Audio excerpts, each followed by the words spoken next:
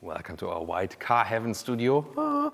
Today with the VW Taigo, an all-new small SUV here on Autogefuel with Thomas. And let's go directly with the front because we have the R-Line design, the top trim level with a honeycomb structure right here in the front grille, a strong stance on the road, light strip goes all the way across the vehicle, LED is standard, matrix LED is even option, they call it IQ Light, quite rare in this segment, and also the lower bumper here is actually quite strong.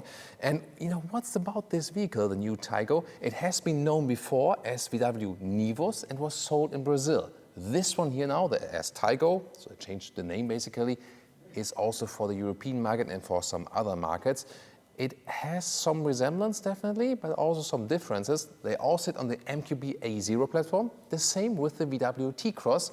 This here is kind of the SUV coupe crossover version of the T Cross, and the price still less than 20,000 euros, but there's more trunk space, so this is a very interesting concept. 4-27 or 168 inches is the length of the VW Taigo. The wheelbase, the same with the VW T-Cross, but then it has a longer rear overhang right there. So overall, it's around 17 centimeters or 7 inches longer than the VW T-Cross. In height, this one here, the Taigo, sits between Polo and the T-Cross. So the Polo the lowest, then comes the Taigo, and the highest would be the T-Cross. So somewhat crossover, and you can see here this crossover coupe shape, so a sportier line for that.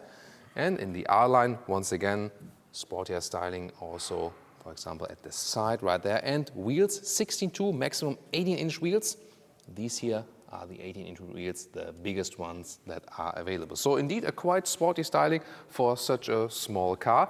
And there are more surprises to come very soon.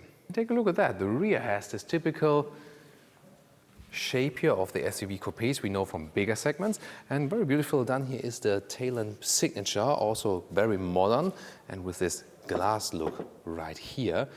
But then in the lower end, when we have the R-Line, Autogefuel fake exhaust police alert, yeah, this is a clear case for that, the real exhaust underneath, but the R-Line does have this contrasting styling in the lower end. This looks quite cool. And now comes the biggest surprise, Taigo here in the big lettering. Let's open that hatch right here. And we have, ta-da, 4 boxes here with water, literally liters. 438 liters is the total capacity of that, here with these 0.5 bottles. So really impressive. This is a size of a compact segment, although we're not in a compact segment. Width here, almost 1 meter or 40 inches, and the length right here is 32 inches or around 80 centimeters. So this is also different than to the T-Cross. The Taigo here has way more trunk capacity, and this is also what's making this car so special actually. So just remember, we have the sportier look on the exterior with the SUV coupe or crossover shape. Oh, we have to close it properly. There we go. The light also goes on again. But at the same time, we have more trunk capacity. Usually, when you have a sporty look on SUV coupe, you have less capabilities as for now, flexibility, trunk space, and so on. In this case, it's the other way around. This is making this car very interesting. So relatively low price, sporty look, but at the same time, more trunk. Towing up to 1.2 tons. There's no towing hook here available at the moment, but it's a good option, so you can also use it for that. Engines, turbo petrol engines only, 1 liter with 95 or 110 horsepower, a 3-cylinder, or the 1.5 liter 4-cylinder with 150 horsepower. This is the car key, standard, rather old school, but actually quite useful. And also keyless entry here with holding hand on the outside to close it, and we also have in the high trim the automatically folding mirrors, hold on the inside, and then door closing sound. Very solid, I like that. And the interior here with the R-Line styling package. Here, we know this from the MQB A0, also in the Polo, we have hard pack inside of the doors. It's of course not too good, but remember, we're also low in the price. Good door pockets here. Then the R-Line also features this R-Line steering wheel and modern controls. Yes, still normal buttons, no touch BS. Glad to have them here, for example, for the cruise control on the left side. And also a proper switch here for the lights and so on. Really glad to have them. The R-Line seats are the most spectacular one, also the most comfortable one. The normal base fabric seat would look a little bit more simple. The R-Line here comes in with the microfiber accentuations in gray. This looks really premium. gives a great atmosphere. Of course, in this case, with this trim, it also easily exceeds the 20K in the price. And getting inside, as I said, you sit higher than in the Polo, but lower than in the T Cross, and it's a very interesting position in between. So if you're not the SUV fan, but also want a little bit more comfort than in the Polo, than in the normal, not a small car, that could be a sweet spot for you. Then steering wheel up and down, in and out, easy process, really good build quality as for this. And the seat here, lowest position, pump it up, y'all. I can do it like this. But if I leave it all the way low, one means A6, 6 it gets close here, but it works. That's the thing where the T Cross also is better, it just has more headroom. Here, however, there's an option with the panoramic roof. So, when we turn on the ignition, we can also open that. It's a cool option, also leave some light inside, but it will cost you a little bit headroom. So depending on how tall you actually are. This is also a major difference here, by the way, if you think about the difference to the Nivos in Brazil. So here the European version gets this panoramic roof exclusively. This one here is also built in Pamplona in Spain, whereas the Brazilian version, the Nivos, does not offer panoramic roof and it's also built in Brazil. Interior overview, we can see here soft touch, top part, and also here soft touch, and everything is rather cleanly designed. Infotainment comes in 6.5, 8-inch, or then 9.2-inch. This one here is the biggest one available. However, this one is also completely buttonless. So, for example, the volume control here with touch BS. Yeah, sorry, we just have to name it how it is. And you can have it controlled here at the steering wheel, so that's a better solution then. Digital instruments come standard in 8-inch or then here 10.25-inch. So this is then the maximum setup you see right here. And in this biggest version, we can also have maps on both sides. So in the instruments and also right here in that infotainment system. With the instruments, we can also change the view a little bit. So we can have also the map all over the screen if we like. So, and they're actually very clear to read. And once again, the buttons on the steering wheel are very good to control and also resemble with a very good build quality. Here with the infotainment system up close, when we take a look at that, we have a standard menu structure like this. This is better than with the all-new Volkswagens.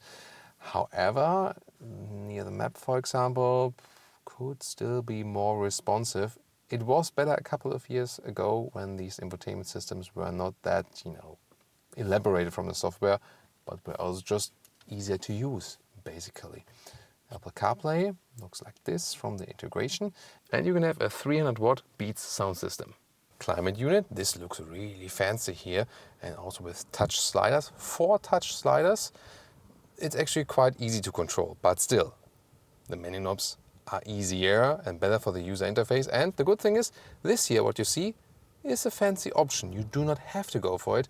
If you just stay with the base version, even in the higher trim levels, you still have manual climate knobs, and I would really recommend to stick with the simpler solution. Then, lower end, 2 USB-C chargers, smartphone, but also inductive charging pad is underneath. The Apple CarPlay or Android Auto also works wirelessly if you like.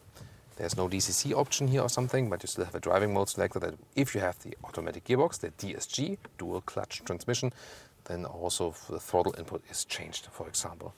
Still manual handbrake, and we need that for rallycross and so on, Then 12-volt power supply here, like this, and then non-adaptive cup holders. They're actually quite small, but well attached is this armrest here, nice fabric cover, and then some more space underneath. And you can also get the latest travel assist here for the VW Taigo. That means it's the most elaborated assistance systems where you have adaptive cruise control and also side lane keep assist combined. Everything controlled then here at the steering wheel and also with a capacitive function. In the rear, here in the R-Line, you also have these quite attractive fabric combination with a microfiber as well. So that looks quite fancy. Single seat setup visually. You also have the third seat then in the middle part. And let's get inside, check that out with the legroom. It's a very short vehicle, we know that, but this platform here offers quite decent usage of space. So with 4 tall adults, it's actually no problem. And also the headroom, although it has this falling roofline, no problem with one with A6 or 6'1", and it's actually fairly comfortable here in the rear. So the middle seat is, let's see, of course a little bit higher, but since it's also fabric, it's actually quite okay. So that's a very good result, even 5 tall adult proof, basically. You also have 2 USB-C connectors here in the middle part.